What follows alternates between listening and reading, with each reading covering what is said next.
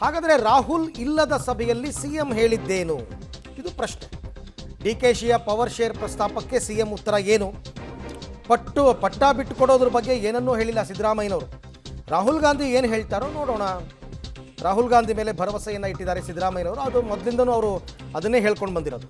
ರಾಹುಲ್ ಗಾಂಧಿ ಅವರು ಏನು ಹೇಳ್ತಾರೋ ಹಾಗೆ ನಾನು ನಡ್ಕೋತೀನಿ ಅಂತ. ಡಿಕೆಶಿ ಅವರೇನೋ ಪವರ್ ಶೇರ್ ಪ್ರಸ್ತಾಪ ಇಟ್ಟಿದ್ದಾರೆ, ಬಟ್ ಅದಕ್ಕೆ ಸಿದ್ದರಾಮಯ್ಯನವರು ಏನೂ ರಿಯಾಕ್ಟ್ ಮಾಡಿಲ್ಲ. ಆಯಿತು, ರಾಹುಲ್ ಗಾಂಧಿ ಅವ್ರು ಕರೆದಿದ್ದಾರಲ್ಲ, ಅವ್ರು ಏನು ಹೇಳ್ತಾರೆ ನೋಡೋಣ. ವಿ ವಿಲ್ ವೆಯ್ಟ್, ಏನು ಹೇಳ್ತಾರೆ ಅಂತ ನೋಡೋಣ, ಆಮೇಲೆ ನಿರ್ಧಾರಕ್ಕೆ ಬರೋಣ, ಅವ್ರು ಹೇಳಲಿ ಅಂತಂದ್ಬಿಟ್ಟು. ಈಗ ಸದ್ಯಕ್ಕಂತೂ ಇವಾಗ ಸಭೆ ಮುಕ್ತಾಯ ಆಗಿದೆ. ಯಾರು? ಸಿದ್ದರಾಮಯ್ಯ ಮತ್ತು ರಾಹುಲ್ ಗಾಂಧಿ ನಡುವಿನ ಸಭೆ ಮುಕ್ತಾಯ ಆಗಿದೆ. ಸೊ ಹಾಗಾಗಿ ಇವಾಗ ಮೇ ಬಿ ಕಂಪ್ಲೀಟಾಗಿ ಅವರು ಡಿಪೆಂಡ್ ಆಗಿರ್ತಕ್ಕಂಥದ್ದೇ ರಾಹುಲ್ ಗಾಂಧಿ ಅವರು ಏನು ಹೇಳ್ತಾರೆ ಅದರ ಮೇಲೆ. ಈ ಬಗ್ಗೆ ಮತ್ತಷ್ಟು ಮಾಹಿತಿ ನನ್ನ ಕೊಲೀಗ್ ರವೀಶ್ ಅವರಿಂದ ಪಡ್ಕೊಳ್ಳೋಣ. ರವೀಶ್, ಈಗ ಸಿದ್ದರಾಮಯ್ಯನವರು ಇದನ್ನು ಮೊದಲಿಂದನೂ ಹೇಳ್ಕೊಂಡು ಬಂದಿದ್ದರು. ರಾಹುಲ್ ಗಾಂಧಿ ಅವರು ಏನು ಹೇಳ್ತಾರೆ ಅದಕ್ಕೆ ನಾನು ಬದ್ಧ. ಈಗ ತಾನೇ ಮೀಟಿಂಗ್ ಕೂಡ ಮುಕ್ತಾಯ ಆಗಿದೆ ಅಂತ ಹೇಳಲಾಗ್ತಾ ಇದೆ. ಈಗ ರಾಹುಲ್ ಗಾಂಧಿ ಅವರು ಸಿದ್ದರಾಮಯ್ಯನವರ ಮನವೊಲಿಕೆಗೆ ಮುಂದಾದ್ರೆ ಹಾಗಾದರೆ ಅಂತ. ಅರವಿಂದ್, ಪ್ರಮುಖವಾಗಿರ್ತಕ್ಕಂಥದ್ದು ಮೊದಲು ಡಿ ಕೆ ಶಿವಕುಮಾರ್ ಮತ್ತು ಸಿದ್ದರಾಮಯ್ಯನ ನಡುವೆ ಸುಮಾರು 45 ನಿಮಿಷಗಳ ಕಾಲ ಮಾತುಕತೆ ನಡೆದಿದೆ.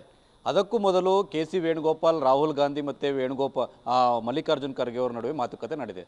ಅದಾದ ಬಳಿಕ CM ಸಿದ್ದರಾಮಯ್ಯ, ರಾಹುಲ್ ಗಾಂಧಿ ಮತ್ತು ಮಲ್ಲಿಕಾರ್ಜುನ್ ಖರ್ಗೆ ಮೂವರು ಕೂಡ ಮಾತುಕತೆ ನಡೆಸಿರ್ತಕ್ಕಂಥದ್ದು. ಈಗ ಪ್ರಸ್ತುತ ರಾಹುಲ್ ಗಾಂಧಿ ಮತ್ತು ಸಿದ್ದರಾಮಯ್ಯ ಅವರು ಪ್ರತ್ಯೇಕವಾಗಿ ಮಾತುಕತೆಯನ್ನು ನಡೆಸ್ತಾ ಇದ್ದಾರೆ ಅಂತ ಕೂಡ ಹೇಳಲಾಗ್ತಾ ಇದೆ.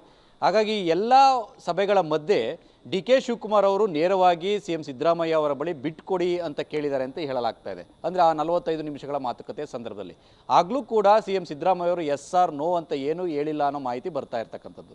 ಅಂದರೆ ರಾಹುಲ್ ಗಾಂಧಿ ಅವರು ಏನು ಹೇಳ್ತಾರೆ ಅದೇ ಫೈನಲ್, ನಾನು ಅವ್ರ ತೀರ್ಮಾನಕ್ಕೆ ಬದ್ಧರಾಗಿರ್ತೇನೆ ಅನ್ನೋ ಮಾತುಗಳನ್ನಷ್ಟೇ ಹೇಳ್ತಾ ಇದ್ದಾರೆ. ಆದರೆ ರಾಹುಲ್ ಗಾಂಧಿ ಅವರ ಮುಂದೆ ಸಿದ್ದರಾಮಯ್ಯವರು ಏನು ಕ್ಲೈಮ್ ಮಾಡ್ತಾ ಇದ್ದಾರೆ ಅನ್ನೋದ್ರ ಬಗ್ಗೆ ಕೂಡ ಸ್ಪಷ್ಟತೆ ಇಲ್ಲ. ಹಾಗಾಗಿ ರಾಹುಲ್ ಗಾಂಧಿ ಅವರು ಹೇಳಿದಂಥ ಒಂದು ಸಂಧಾನಕ್ಕೆ ಏನಾದರೂ ಸಿದ್ದರಾಮಯ್ಯವರು ಒಪ್ಪಿಡ್ತಾರಾ, ಅಥವಾ ರಾಹುಲ್ ಗಾಂಧಿ ಅವರಿಗೆ ಕನ್ವಿನ್ಸ್ ಮಾಡೋದಕ್ಕೆ ಒಂದು ರೀತಿಯಲ್ಲಿ ಅಟೆಂಪ್ಟ್ ಮಾಡುವಂಥದ್ದು ಕೂಡ ಸಿದ್ದರಾಮಯ್ಯ ಮುಂದಾಗ್ತಾರನ್ನು ಕೂಡ ಕಾದು ನೋಡಬೇಕಾಗುತ್ತೆ. ಏನೇ ಆಗಲಿ ಸುಮಾರು 4 ಗಂಟೆ ಅಷ್ಟೊತ್ತಿಗೆ ಇಂಟರ್ನಲ್ ಆಗಿ ಆ ಒಂದು CM ಸಿದ್ದರಾಮಯ್ಯ ಮತ್ತು ಡಿ ಕೆ ಶಿವಕುಮಾರ್ ಅವರಿಗೆ ಹೈಕಮಾಂಡ್ನ ನಿಲುವೇನು ಅನ್ನೋದ್ರ ಬಗ್ಗೆ ಕೂಡ ಸ್ಪಷ್ಟವಾಗಿ ಸುಳಿವು ಕೊಡುವಂಥ ಸಾಧ್ಯತೆ ಇರುತ್ತೆ.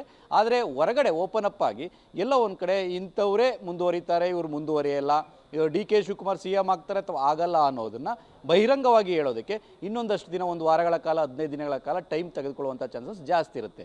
ಹಾಗಾಗಿಯೇ ಇವತ್ತಿನ ಸಭೆ ಇಂಟರ್ನಲ್ ಆಗಿ ಒಂದು ಕ್ಲಾರಿಟಿಯನ್ನು ಕೊಡೋದಕ್ಕೆ ಕರೆದಿರ್ತಕ್ಕಂಥ ಸಭೆ. ಹಾಗಾಗಿ ಅಂತಿಮವಾಗಿ ರಾಹುಲ್ ಗಾಂಧಿ ಅವರ ಆಜ್ಞೆ, ಸಂದೇಶ, ಸಂಧಾನ ಸೂತ್ರ ಏನು ಅನ್ನೋದು ಕೂಡ ಕಾದು ನೋಡಬೇಕು ಅರವಿಂದ್.